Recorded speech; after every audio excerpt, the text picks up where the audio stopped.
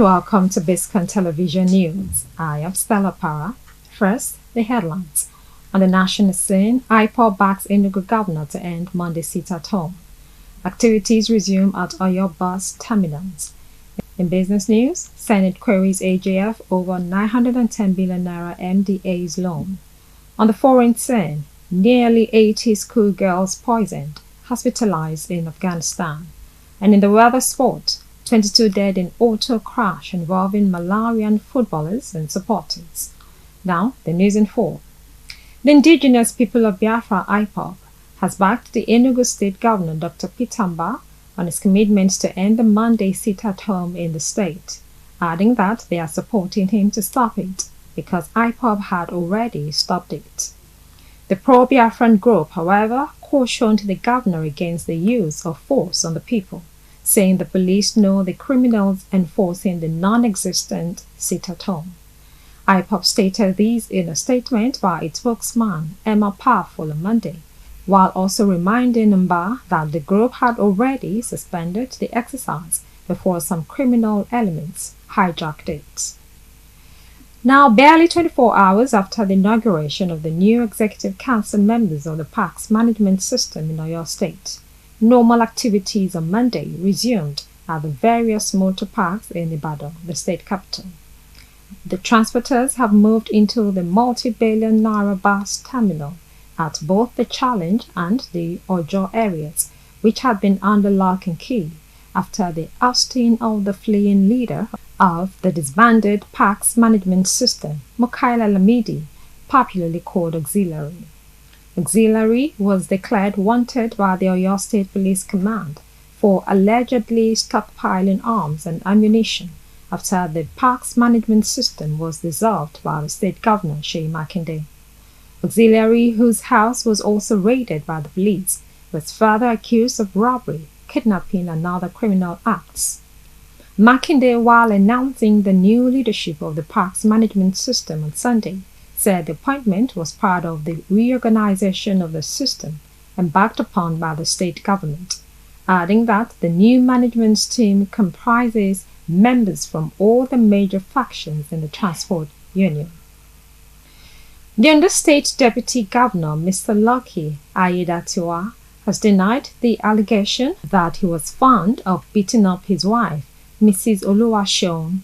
A group under the auspices of the Society for Women Empowerment alleged that Aiyedatiwa had physically assaulted his wife twice in 4 months, which, according to it, was against the ethics of his office. However, the Deputy Governor, in a statement issued through his media aide, Mr. Kenneth Odushola, said he had never raised his hand on his wife since they got married. Aiyedatiwa, who described the women's group as faceless, said the media report that he engaged in domestic abuse and assault on his wife was baseless and false. The statement read, "The said allegation of domestic abuse is a figment of the imagination of those behind it, and their ungodly intentions to cause a crisis in the state had been known for weeks, and therefore such falsehood did not come as a surprise." The statement continued and said, "While His Excellency reserves the right to privacy on issues pertaining to his family, it is pertinent to state clearly that there has never been any domestic violence between the Deputy Governor and his lovely wife, Mrs. Oluwaseun Aiyedatiwa, who at the moment is outside the shores of the country. Therefore, any report of alleged domestic issues within the family should be taken as the handiwork of the enemies of the state, who are bent on causing a crisis where there is none, and we therefore want those spreading such falsehood to desist or face the consequences." The Trade Union Congress TUC has presented a list of demands to the federal government following the recent petrol subsidy removal and hike in petrol prices. The demands include a review of the minimum wage, reversal of palm prices, and a tax break for some workers. Dele Alake, a representative of the federal government, acknowledged the feasibility of the demands, but stated that they will be presented to the President for consideration and to reconvene on Tuesday. Meeting with the labor movement. We said we were going to reconvene today to keep the engagement on in order to diffuse the tension in the land as a result of the withdrawal of subsidy, which is a reality. Now, we are very happy to announce to Nigerians that this engagement has been very productive. The TUC that attended today's meeting presented a list of demands, and those demands we have studied and we are going to present to Mr. President for his consideration. But those demands, we can announce to Nigerians that a lot of the items on the list are not impracticable. What we need to do is to study the numbers very well, and then we have asked the TUC to also give us a leeway to consult, very exhaustively, and come back on Tuesday, reconvene on Tuesday to actually look at the numbers, the viability, practicability of all the items that have been presented to us. Now, most important, top priority on the list, which the government is also looking at very seriously, and the president has announced before, is the issue of the minimum wage, which the labor movement has demanded as a consequence of these removal of the consequential impact of the removal of subsidy. So government is looking at that, and Mr. President is most likely going to constitute a tripartite committee.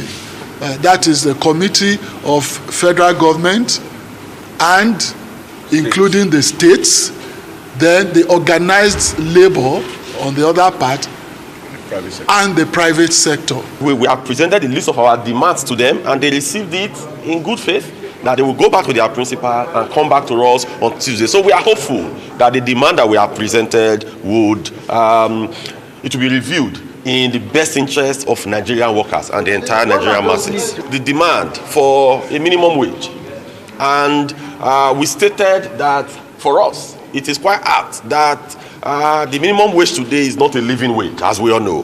The value of the minimum wage since it was started negotiated has plummeted to a very abysmal level as it is today. So we demanded, when you call an organ meeting, an organ takes a life of its own. So the decision of your organ is what you are expected to implement. So all of us staying here today, we are agents of NEC of TUC. So the NEC of TUC took a decision, and that decision is what we are trying to push through. In another development, the NLC is planning a nationwide strike to protest the petrol subsidy removal, but some state chapters are said to be reading political undertones to the strike. The president of the NLC, Joe Ajaero, has dismissed reports of cracks within the labor union and stated that the union is united and resolute. There is no discordant voice within organized labor. We have 36 state councils of the NLC. We have 54 affiliate unions that met on Friday, no dissenting voice, and we took a decision on this action. And every union has issued strike directives to their members, and the strike is on. For the newspapers that are saying there is a division, let them say where the division is having. The NLC does not operate northern branch, eastern branch, western branch. So where is the discordant voice coming from? Let them wait till Wednesday for them to know. We'll take a short break now, and when we come back, we'll bring you business news. Stay tuned.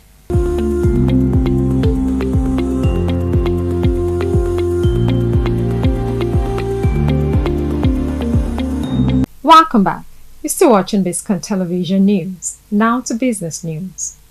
The Senate has indicted the Office of the Accountant General of the Federation over failure to repay short-term loans given to ministries, departments, and agencies from special funds accounts totaling 910 billion naira. The lawmakers discovered this after a thorough investigation by the Senate Public Accounts Committee, chaired by Senator Matthew Urogide, following the submission of the 2017 Auditor General report. According to the query, loans and debts arising from special funds accounts totaling 910 billion naira showed that the balances remained unpaid throughout the year, although the loans were meant to be short-term. But the Office of the Accountant General, in its response, claimed that several letters had been written to the Minister of Finance to authorize the settlement of the loans granted against allocations of various MDAs affected. The AGF office added that it had requested the minister to include the repayment of the loan in the 2017 budget. The Senate therefore ordered that all outstanding loans should be recovered by the Accountant General of the Federation and evidence of recovery presented to the Auditor General and Senate Public Accounts Committee within 60 days. Still to come is foreign news. Ring your details shortly.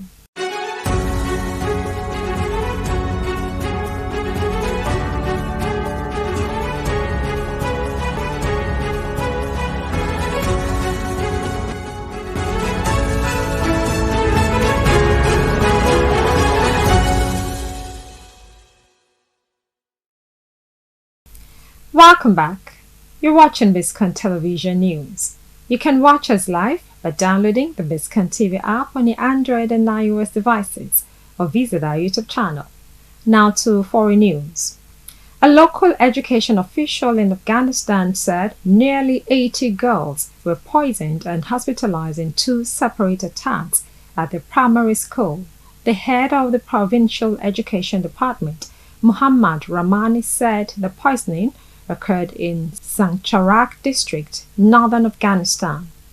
Rahmani said the person who orchestrated the poisoning had a personal grudge, but did not elaborate.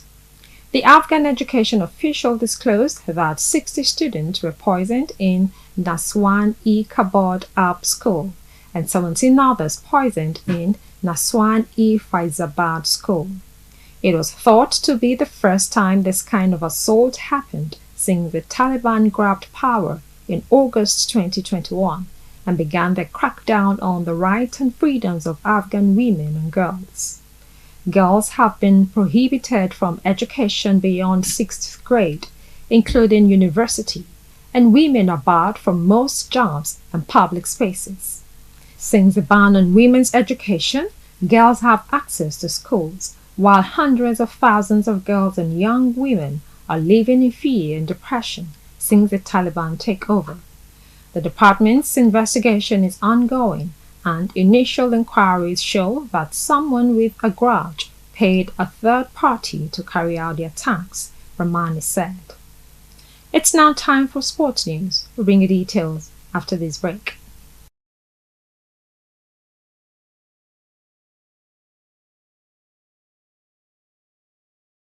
Welcome back. You're still watching Biscontv News. Now to the weather sports. No fewer than 22 people were feared dead, while others suffered injuries in a road accident involving football fans in northern Malawi. The Malawian police said the accident happened on Sunday morning after a 10-ton truck carrying over 80 passengers, including football players and supporters of a Division of 1 league, overturned. The Malawian local media disclosed that the crash occurred on the Karonga-Chitipa M26 road, according to police reports. Police feared the death toll could rise as a result of the severity of head injuries sustained by some of the wounded people. Youth and Sports Minister Uchizi Mkandawire revealed that he was shocked by the number of people killed in the accident. Following the fatal accident, all Sunday's football fixtures were postponed in northern Malawi to honor the deceased. Still to come is entertainment news. Stay tuned.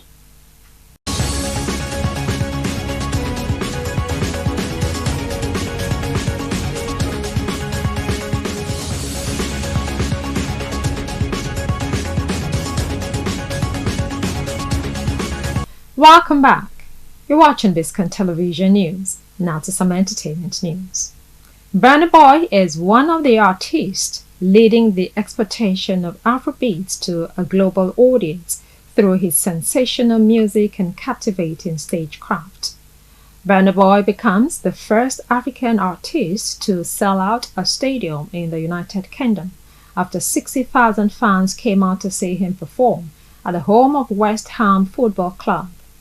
The show, which was held on Saturday, June 3, 2023, is an historic one for Afrobeats, as it captures not only Burna Boy's meteoric rise to global stardom, but also the fast rise of Afrobeats. Burna Boy had earlier announced the show as part of the stops for his Love Damini World Tour.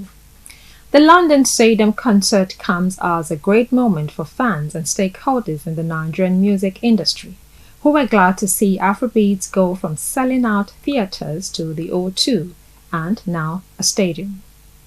Burna Boy recently earned 2 Grammy nominations for Last's Last, which was nominated for the Global Song category, while his 6th album, Love Damini, was nominated for the World Album category.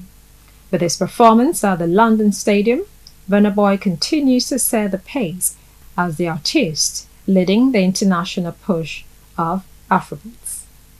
And that's it for now on the News Hour on Biscontv Television. Compiled and produced by Oluwapeju Ajidagba. I am Stella Para. Thank you for watching. Cool.